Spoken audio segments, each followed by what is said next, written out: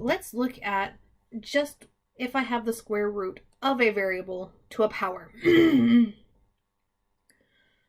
So let's start with, what is x to the 7th actually saying? Well, remember, x to the 7th is the same thing as x times x times x times x times x times x. Okay, x times itself 7 times, right? All right, so I want perfect squares to be able to simplify this out. Well, when we're dealing with exponents, a square root cancels out a square. So we want to look for those x to the squared, right? Which x times x gives me x squared.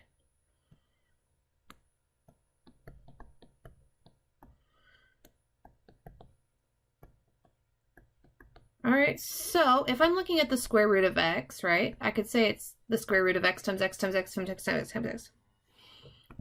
Or I could say it's the square root of x squared times the square root of x squared times the square root of x squared times the square root of x. And these are going to cancel each other out. And I'm left with x times x times x, which gives me times x to the square root, which gives me x to the 3rd square root of x.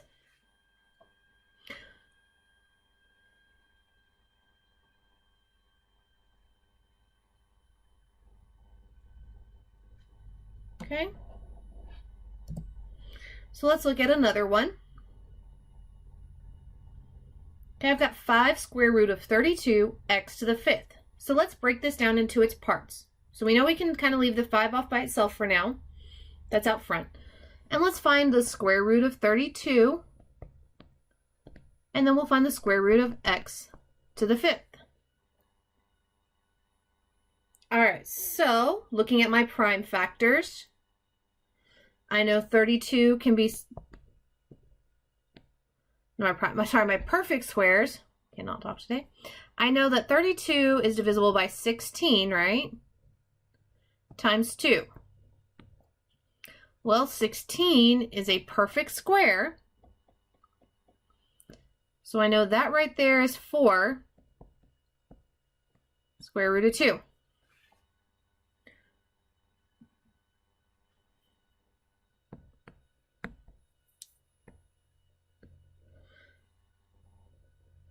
All right, so the square root of 32 is 4 square root of 2. So now let's break down this x to the 5th. So again, I want those perfect squares, right?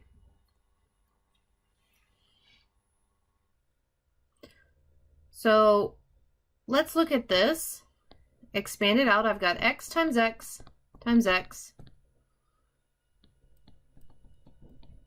times x. All right, and I'm looking for those pairs. So I can pull out an x from each of those. All right, that's x squared times x squared times x.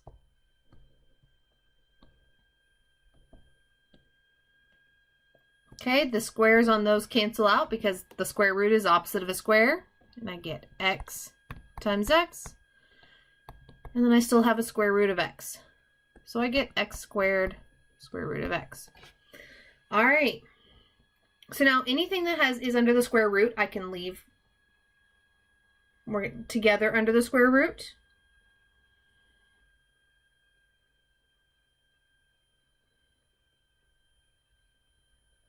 So we're going to get 5 times 4 times our x squared. I'm going to move all this down. All right, so we get 5 times 4. Okay, we brought out an x squared. And then I've got 2 times x underneath. So we end up with 20x squared square root of 2x for our final answer.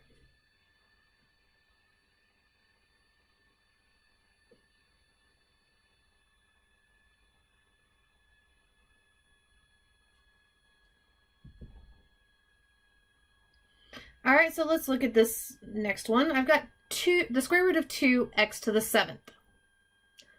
Well, I know 2 can't simplify. It's prime. So it's just going to stay square root of 2. So let's look at our square root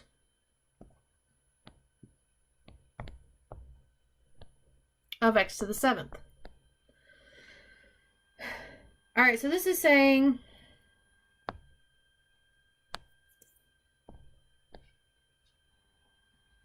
x times itself 7 times, right? Well, if we recall from exponent rules, I could rewrite this another way, right? I could say the square root of x to the 6 times x. Because remember, I add my exponents together.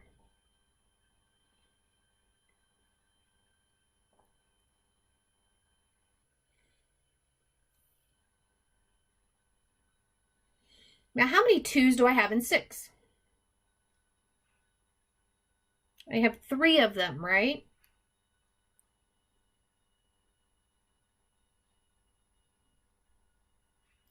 So I know I can, from this right here, I can pull out x to the 3rd. Because there are 3 sets of 2 in 6. I still have that square root of x there. All right, so since I still have this square root of 2, right, I'm going to bring that back, put it all back together. So I get x to the 3rd square root of 2x.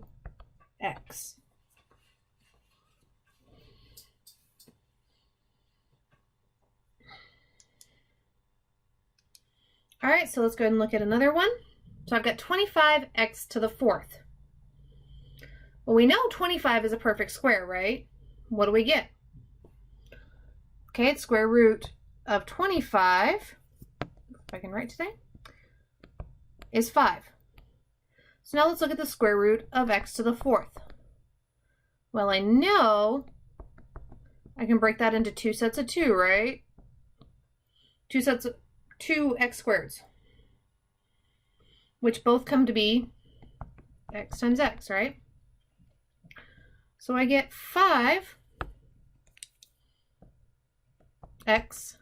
squared. All right, we're going to look at one more.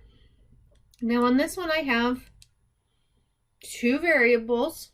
We're still going to work kind of the same way.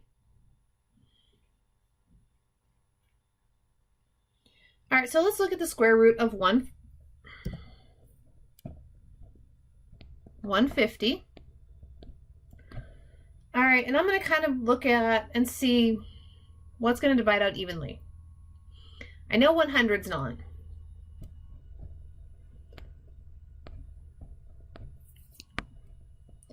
So my next bet is going to be 25.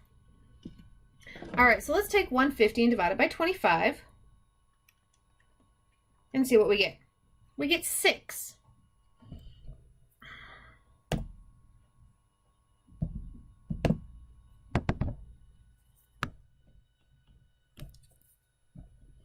So we get 25 and 6. Now we know the square root of 25 is 5, right? We still have that square root of 6. All right, so let's look at the square root of x to the 6th. Well, I know that it's x 6 times, right? Well, how many x squareds can I make out of that? I can do x squared times x squared times x squared, right? Which each of those give me an x. So I get x times x times x, which is x to the 3rd.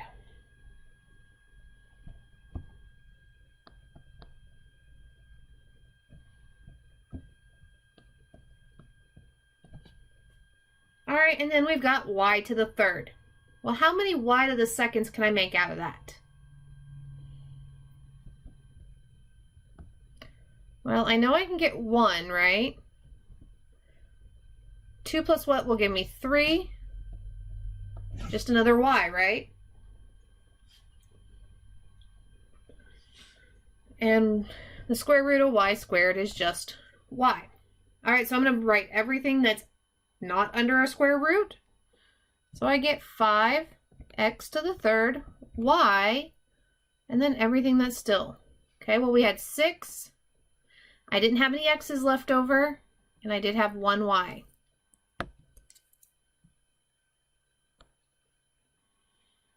And there's my answer.